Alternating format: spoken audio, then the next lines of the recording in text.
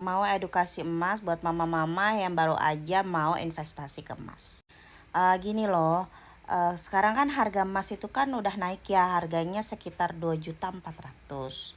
Nah, aku mau ngomong nih, kadang ada yang bilang kalau misalkan harga sekarang 2.400.000 itu buybacknya kalau kita jual kembali ke tokonya itu 2.400.000 juga.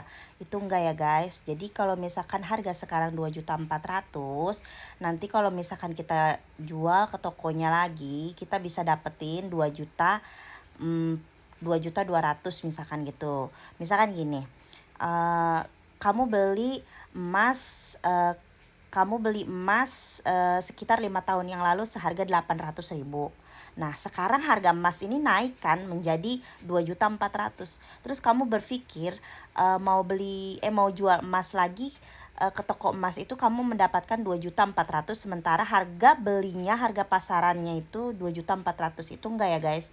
Enggak begitu. Jadi kalau buyback itu kamu bisa dilihat di website, bisa lihat di katalog-katalog di I Love Emas, di Pegadaian atau di Raja Emas misalkan gitu kan. Di situ mereka ada tuh katalog-katalognya harga buyback per tanggal hari ini atau besok atau kapan gitu misalkan ya.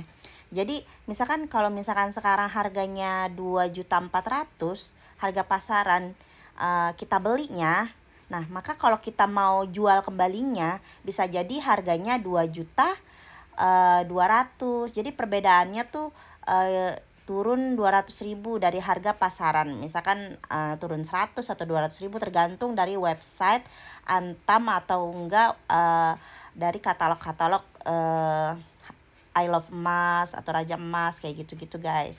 Jadi paling perbedaan dari kita beli itu untuk buybacknya tuh 200.000 selisihnya guys.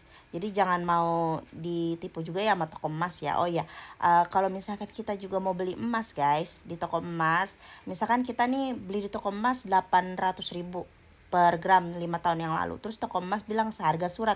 Jangan guys, jangan mau diterima.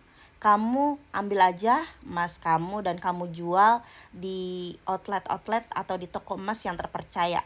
Karena apa?